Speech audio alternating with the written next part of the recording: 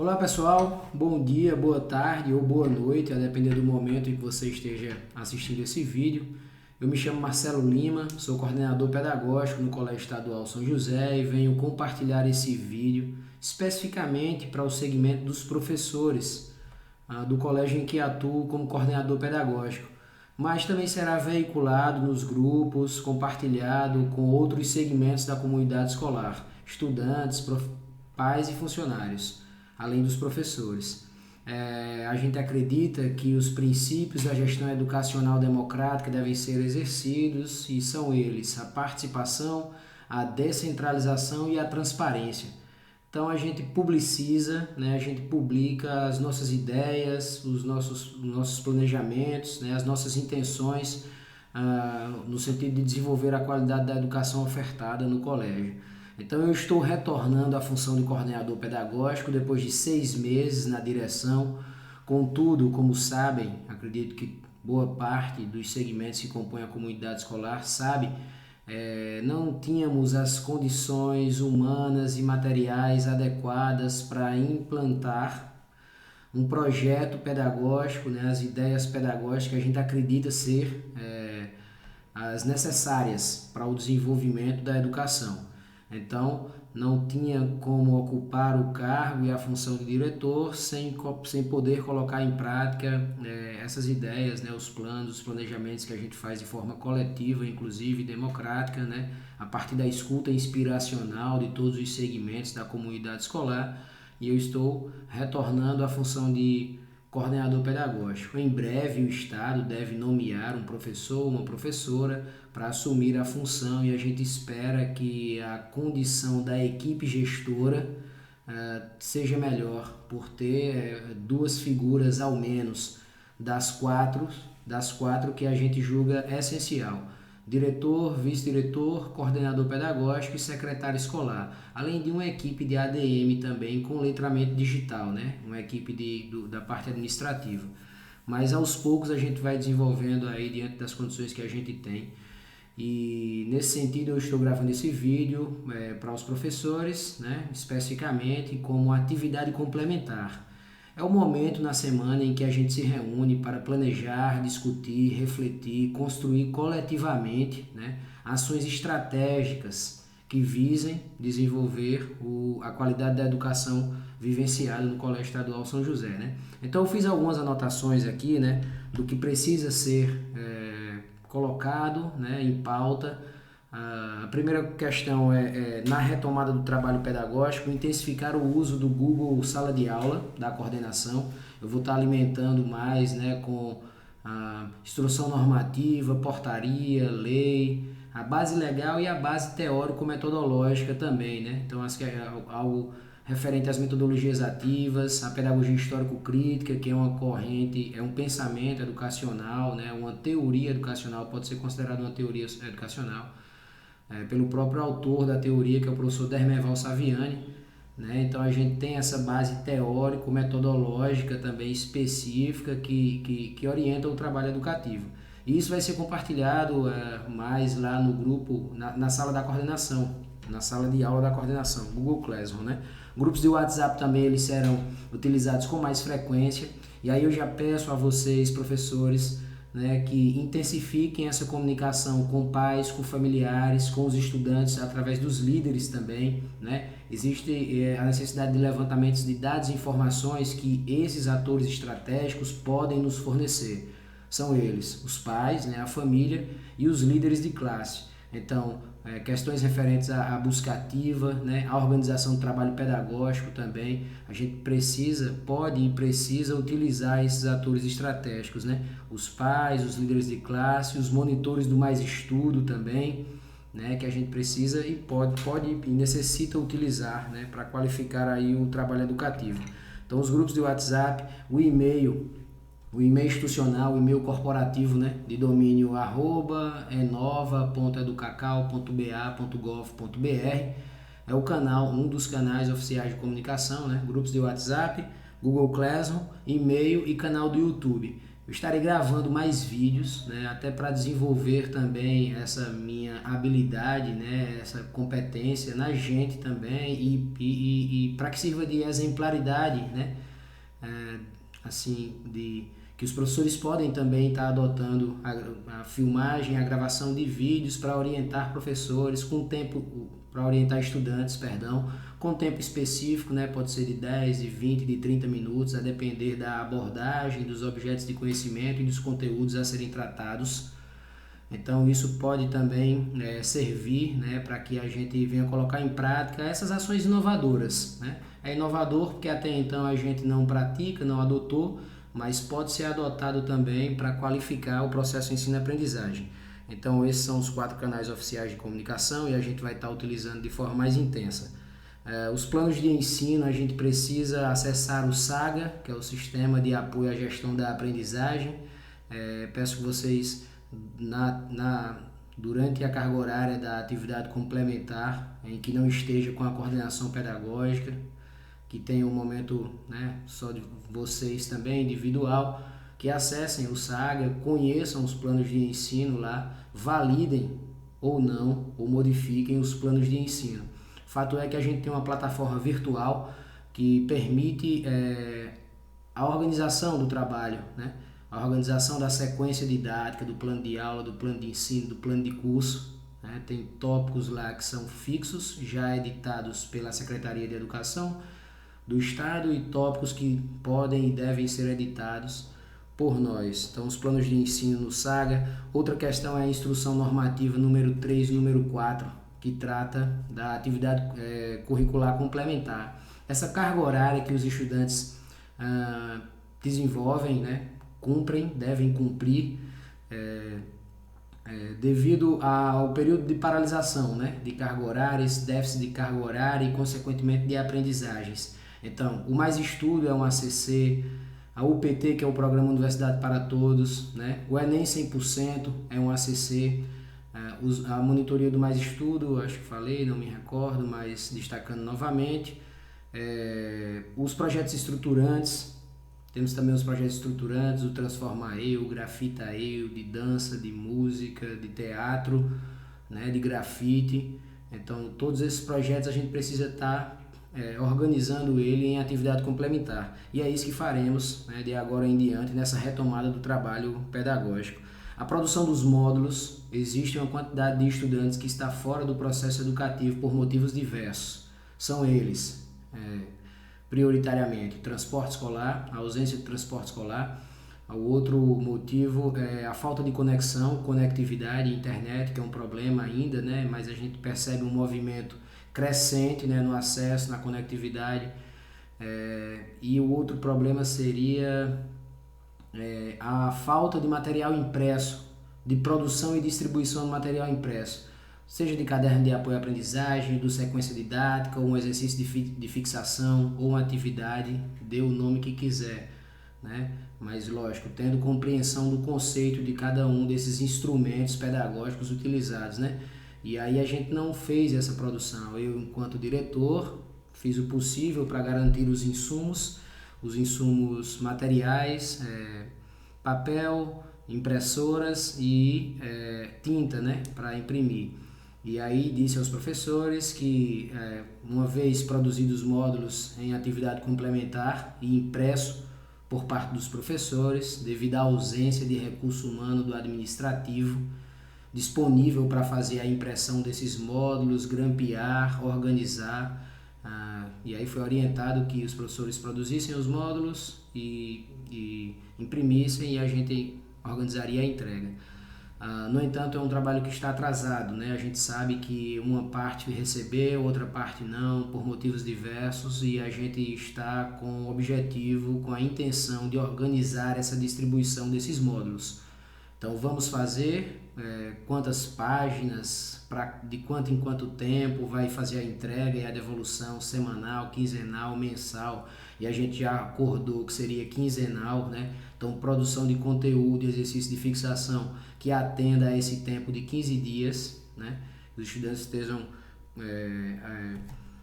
se apropriando desse material, né? Dos conteúdos, dos objetos de conhecimento e dos exercícios de fixação. Entrega e distribuição de livros também em sequências didáticas, os programas e projetos estruturantes, já falei, a inscrição em Olimpíadas e concursos, né? Há pouco tempo eu compartilhei a divulgação do edital de prosa, edital concurso de prosa e poesia da Fundação Pedro Calmon. A gente tem a intenção de intensificar, né, de crescer a participação da comunidade escolar em editais e Olimpíadas, concursos, editais, Olimpíadas com premiação ou não, né? Eu acho que é interessante a gente participar desses processos e a gente orienta, né, que façam a inscrição. Inclusive, se o prazo, a gente não der para cumprir o prazo que está estabelecido no edital, não impede que a gente organize o concurso internamente, formando comissão avaliadora, né, para a produção, estabelecendo novos prazos. Só não teremos a premiação da instituição que está ofertando aí, mas não impede da gente estar organizando também esses concursos e Olimpíadas internamente.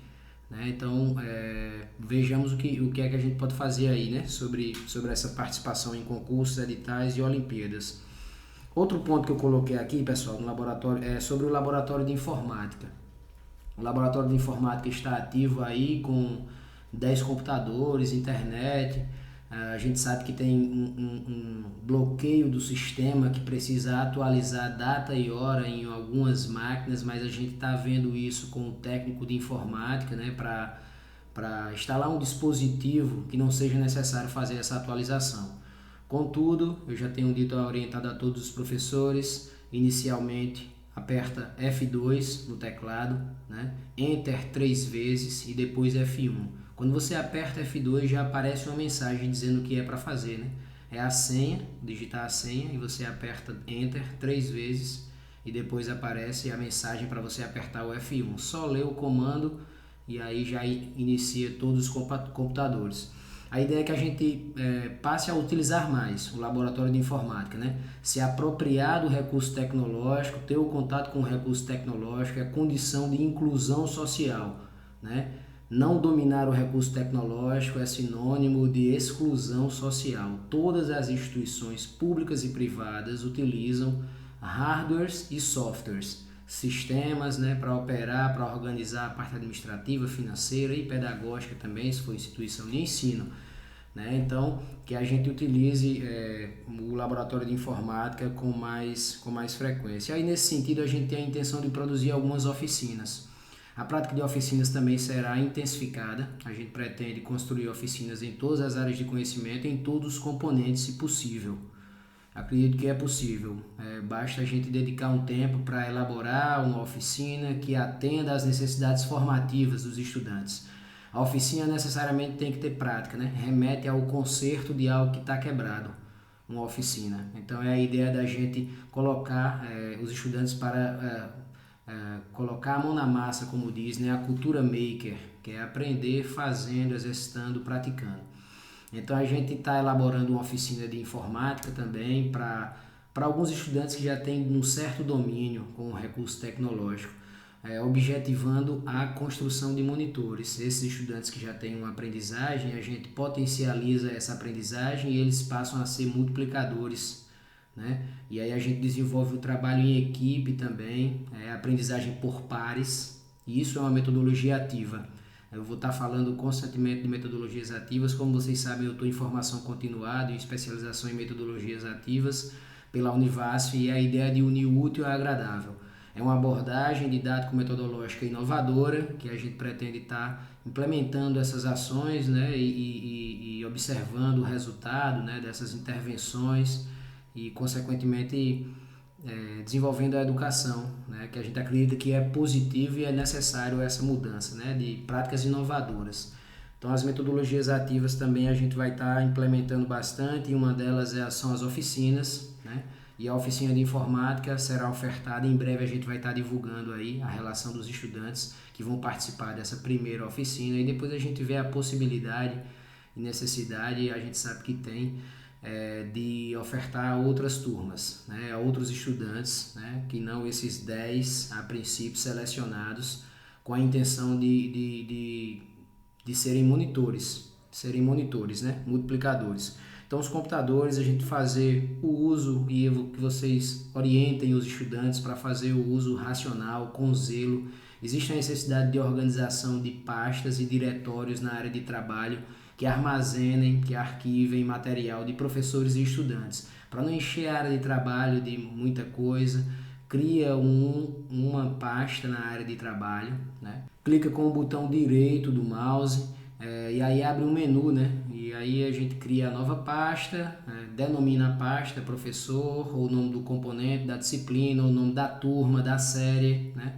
E aí cria essa organização, bota os arquivos nessa pasta. Se possível, faz o backup com unidade móvel de armazenamento, que pode ser um pendrive, que pode ser um HD externo, pode ser um cartão de memória, pode ser a memória de um celular, né? São memórias voláteis e aí a gente tira esse arquivo e não sobrecarrega as máquinas. Então, que vocês façam uso dessa forma e que orientem os estudantes também, para a gente não ter a necessidade de custear manutenções com frequência, né, desses computadores. Então, é isso. Assim como os computadores, também a gente faz uma observação em relação às impressoras.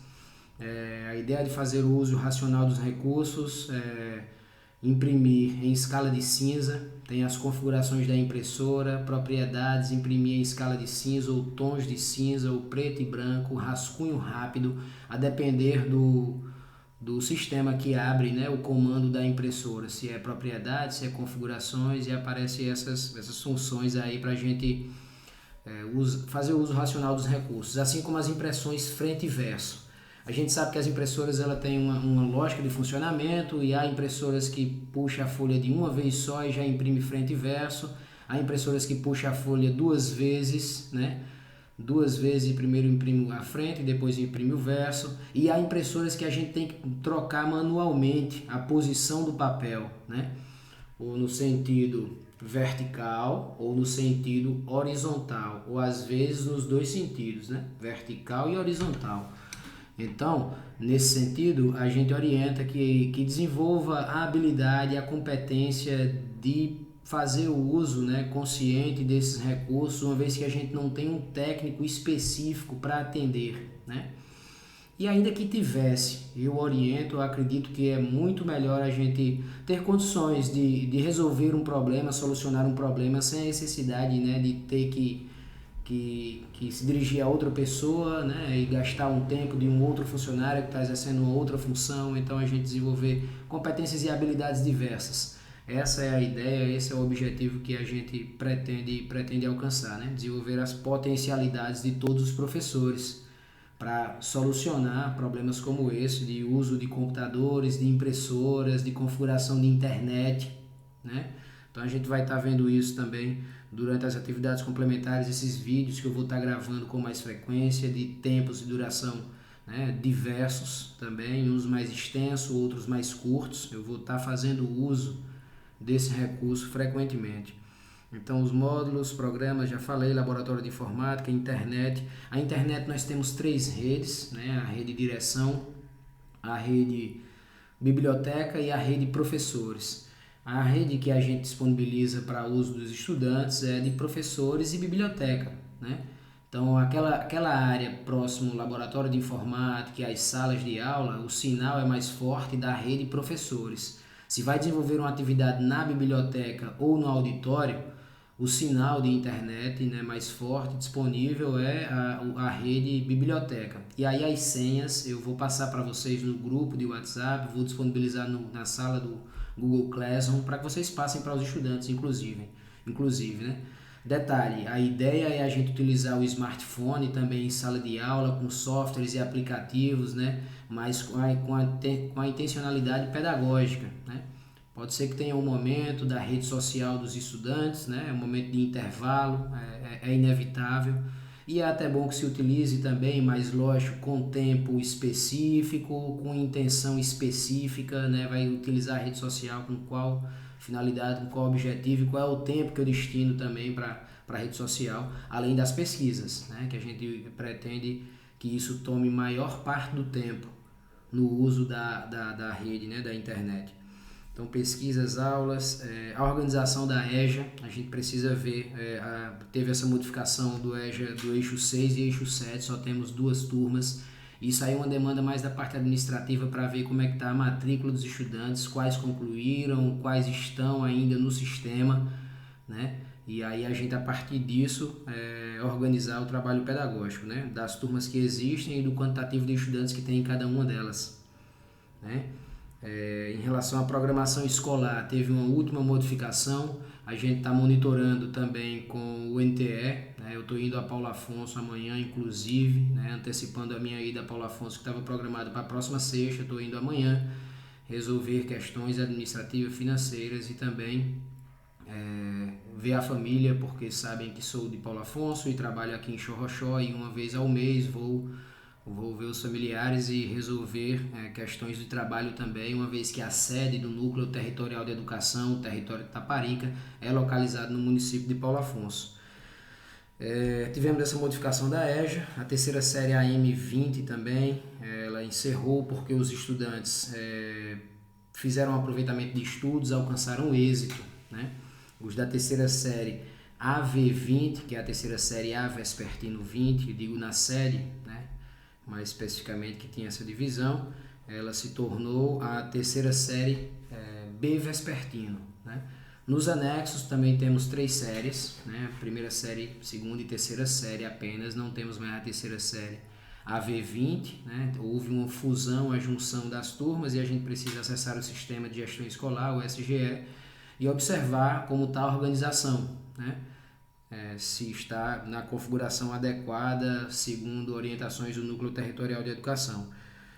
Tivemos a chegada de um professor Reda, né? O professor Paulo também está na programação, com carga horária tanto na série quanto nos anexos. Questões de licença e readaptação, RDV, requerimento de direitos e vantagens, RIM, todos isso são processos, né, que está previsto no Estatuto do Magistério, o direito do servidor. Então a gente também, aí eu quero mais comunicar à comunidade que ainda estou assumindo funções de responsabilidade predominantemente da direção, da gestão, e não da coordenação. A coordenação tem o objetivo de desenvolver as abordagens didático-metodológicas e, consequentemente, a aprendizagem, né, e as práticas a partir das práticas de ensino, né, que são uma relação interdependente, né, e complementares. A qualidade do ensino reflete a qualidade da aprendizagem, né? Mas a gente ainda tem essa responsabilidade de parte administrativa e financeira. As aulas de violão também é outra ação, outra atividade que está acontecendo, e canto na terça de violão às 19 horas na sede, e na quinta-feira às 19 horas também no auditório do Colégio Estadual São José. Nós, a princípio, tínhamos a intenção de ofertar apenas para estudantes, né, para a comunidade interna, mas ainda não houve a quantidade de interessados equivalente à quantidade de vagas que disponibilizamos, que foram 10 vagas para aulas de violão e aula de canto. Então, temos algumas vagas, e alguns dos membros dessas aulas, né, os participantes dessas aulas, são da comunidade externa, né, são estudantes da rede municipal ou são alunos egressos também, né? Monitoramento do Bolsa Presença, isso é uma demanda da parte administrativa também, financeira, mais da direção. Eu vou estar empenhado também em algumas ações essa semana em relação à prestação de contas do Bolsa Presença, né? Prestação de contas das entregas de cartões que tiveram, dos cartões duplicados que recebemos, e também dos problemas que existem, né, nos cartões, no recebimento do benefício, bloqueio de senha, ou recebimento de apenas 1 ou 2 parcelas, né? Bloqueio do benefício mesmo, né? Então a gente vai estar resolvendo isso durante a semana.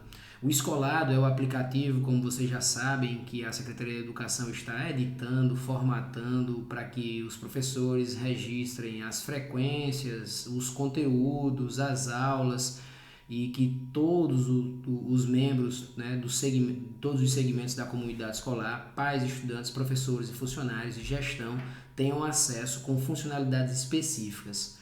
Em breve, né, a gente vai estar instalando no smartphone, né, fazendo a atualização e utilizando essa ferramenta, né, de registro aí no sentido de dar celeridade ao processamento de dados, processamento e organização dos dados e informações que a gente faz geralmente no final da unidade, com uma sobrecarga de trabalho também que compromete o pedagógico, né? É preciso preencher diários, cadernetas, então o aplicativo vem nesse sentido, do monitoramento constante. O registro é diário, né? E aí o acompanhamento também é compartilhado. Todos os segmentos têm acesso a informações diversas, ok?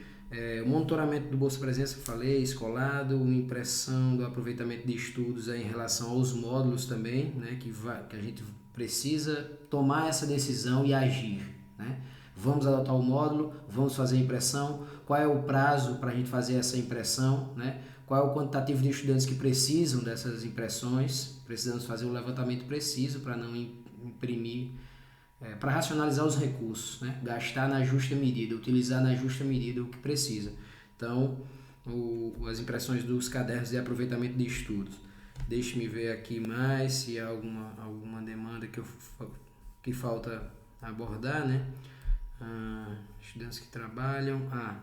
Temos uma questão também em relação aos estudantes que trabalham, né? Alguns estudantes procuraram a direção, a coordenação, solicitando o direito de cumprir apenas o tempo casa, por meio de atividades remotas, impressas ou virtualmente, né? Digital. Então, e aí a gente precisa estabelecer critérios, né? A gente vai atender a essa quantidade. É justificativa o fato de o estudante estar trabalhando, ter o direito à interação pedagógica impressa ou virtual ou digital? O que é que justifica, né, nos documentos normativos que a Secretaria emitiu? Ter comorbidade, né, gestante também, essas estão legalmente, né, amparadas. De modo que a gente tem que organizar o trabalho pedagógico para que a educação chegue até esses atores desses segmentos específicos que têm comorbidade, que são gestantes, né, também. E aí a justificativa do trabalho, pelo menos os instrumentos não dizem isso, mas a tomada de decisão interna, a gente observa que é possível estabelecer alguns critérios. Por exemplo, se o estudante trabalha por causa da condição socioeconômica, de vulnerabilidade, né, socioeconômica, do nosso território, a gente poderia considerar e utilizar os recursos nessa fase híbrida, né? A depender da nosso nível de organização, né, e tomada de decisão. Estudantes maiores de 18 anos. Para trabalhar legalmente tem que ser maior de 18 anos, ou então a faixa etária ali do menor aprendiz, que salvo engano é dos 16 aos 18, que tem uma carga horária reduzida também, funções específicas, né, que a lei ampara, e a gente precisa conhecer e tomar a decisão, né, da organização do trabalho pedagógico com base nessa lei. Então, a idade, poderíamos estabelecer também a idade. Outra coisa, outro critério que a gente pode definir internamente, acredito, né, ou pelo menos refletir sobre, no mínimo refletir sobre, mas sempre também sob consulta, sob orientação, né, a partir da consulta ao NTE, ao Núcleo Territorial de Educação. Então, outro critério seria o estudante estar na terceira série do ensino médio.